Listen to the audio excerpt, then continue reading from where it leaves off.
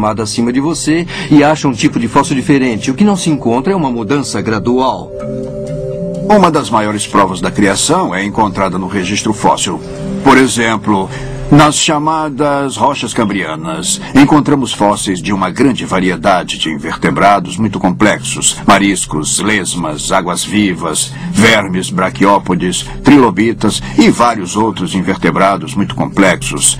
Mas em lugar algum da face da Terra, alguém encontrou um fóssil ancestral de um único desses invertebrados. Esse fato sozinho derruba a teoria da evolução. Os evolucionistas afirmam que esses invertebrados, por sua vez, transformaram-se em vertebrados, como os peixes.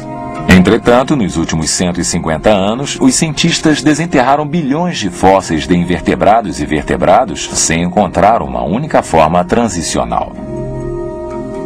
Toda a espécie principal de peixes que conhecemos parece totalmente formado. Nenhum traço de ancestrais e certamente nenhum traço de formas transicionais ligando essas espécies de peixes a outras. Esse fato é conhecido, os evolucionistas sabem. O fato de não termos ancestrais para os peixes, os vertebrados, e não termos ancestrais para os invertebrados, significa que não temos ancestrais. E a evolução é impossível. Um estudo do registro geológico confirma que os principais grupos de animais aparecem subitamente e totalmente formados. Por exemplo, no mundo dos insetos há uma enorme variedade e complexidade. Mas os evolucionistas não oferecem nenhuma prova conclusiva de quaisquer insetos que se desenvolveram de um ancestral comum. O mesmo problema existe para a grande variedade de anfíbios, répteis e mamíferos. A árvore da vida evolucionária não tem tronco nem galhos. Assim sendo, todos os intermediários sugeridos são mera especulação. Às vezes, os darwinistas apresentam exemplos do que dizem ser transições. Por exemplo, suponho que o exemplo mais conhecido é o Archaeopteryx, que parece ser metade dinossauro e metade pássaro. O problema é que quando você analisa os dinossauros que poderiam ter se desenvolvido da sua descoberta, nenhum deles tinha um osso da clavícula. E os pássaros têm um osso peitoral emborcado sustentando os músculos peitorais, o que permite que batam as asas. Foi afirmado no passado que o Archaeopteryx nada mais era do que um réptil emplumado. Bem, eu jamais vi um réptil cheio de penas, no qual você dá um chute e ele sai voando. Não. O Archaeopteryx voava, tinha asas, não era um réptil emplumado. Aliás, eu tenho um artigo publicado em março de 96 no Journal of Vertebrate Paleontology. O autor diz o seguinte: as características aviculares do crânio demonstram que o Archaeopteryx é uma ave e não um arqueossauro emplumado não avicular. O elo perdido mais importante, naturalmente, é aquele que falta entre o ancestral similar ao macaco e o homem. Esse é o elo perdido no qual a maioria está interessada, é o que achamos. Se você der ouvido aos darwinistas, vai pensar que achamos montes deles. Na verdade, a prova não existe mesmo. Todos os fósseis encontrados foram classificados e reclassificados como homem ou macaco, e até agora o elo perdido continua perdido. Eu venho investigando o chamado elo perdido entre o homem e o macaco há muitos anos. E descobri que cada um deles simplesmente não é nenhum elo. Por exemplo, Australopithecus, o esqueleto de Luti. Ele realmente consiste somente em 40% de esqueleto de um macaco não muito grande. E não há prova alguma de que andasse ereto em nenhum dos ossos desse esqueleto que encontraram. O interessante é que Lucy é mostrada como sendo distintamente humana. Ela tem postura ereta, tem mãos humanas, pés humanos. Não tenho certeza onde exatamente os restauradores conseguiram essa informação, porque se examinarem o documento de Randall e Sussman descrevendo a espécie a qual Lucy pertence, eles dizem que ela tinha mãos e pés longos e encurvados, ainda mais longos e encurvados que os de um chimpanzé.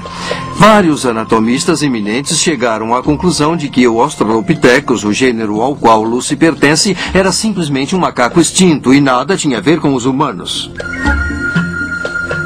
Se analisarmos os chamados elos perdidos, encontraremos um rastro de fraudes, decepções e especulações. Por exemplo, o homem de Nebraska foi reconstruído com toda a família a partir de um ente de porco. O homem de Piltdown é agora mundialmente conhecido como uma fraude deliberada, consistindo de um maxilar de macaco e um crânio humano adulterados para parecerem velhos. Os de Neandertal eram pessoas comuns, algumas sofrendo de artrite, raquitismo ou sífilis. Ramapithecus, Gigantopithecus e Zinjanthropus eram apenas macacos, enquanto que o homem de Heidelberg e o de Cro-Magnon eram completamente humanos. Apesar das afirmativas ilusórias dos evolucionistas, o elo perdido continua perdido. Uma das coisas mais engraçadas que se ouve hoje em dia é que o DNA do homem e dos chimpanzés são 98,3% idênticos. Tenho de admitir, como geneticista, que acho o fato divertido. Você não tem parentesco algum com você mesmo. E os genes que herdou de sua mãe e os genes que herdou de seu pai são, em média, no máximo, 93% semelhantes. Os cientistas afirmam que a hemoglobina de um chimpanzé é 98% igual à hemoglobina de um ser humano. O que não dizem é que há muitos outros organismos, incluindo o mofo do limo, que têm uma hemoglobina muito semelhante à hemoglobina do ser humano. Você espera muitas semelhanças entre o homem e o chimpanzé. Respiramos o mesmo ar, temos músculos e ossos, digerimos coisas de forma parecida. Se fomos criados pelo mesmo Deus, a expectativa seria de muitas similaridades. Mas suponhamos por um momento que havia alguma verdade naquela figura, embora não tenha ideia de onde ela possa ter vindo. Uma nuvem é 98% de água. Uma água-viva é 98% de água. Uma melancia é 98% de água. Usando a lógica evolucionária, não há diferença entre uma nuvem, uma água-viva e uma melancia. Esses 2% a menos fazem uma tremenda diferença entre o homem e o chimpanzé. O primeiro capítulo do Gênesis nos diz que Deus criou todas as coisas viventes conforme sua própria espécie para se reproduzir e povoar a terra. Isso é exatamente o que vemos. Como os evolucionistas afirmam, se um réptil se desenvolveu em pássaro, com quem esse primeiro pássaro se reproduzirá? E mais, todas as formas intermediárias seriam fatais.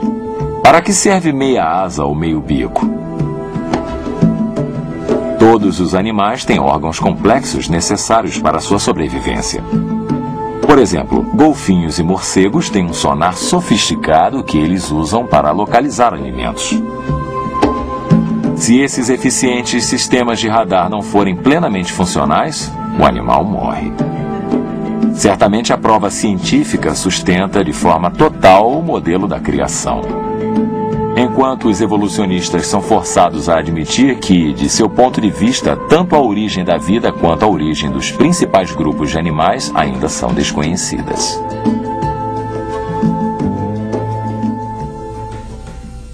A complexa estrutura do nosso corpo talvez não tenha se originado da evolução. Talvez tenha... realmente... É difícil decidir qual delas seria. Para mim, repito, é preciso mais fé para acreditar que todas essas condições perfeitas juntaram-se no momento certo para permitir que todos esses aspectos complexos da vida passassem a existir e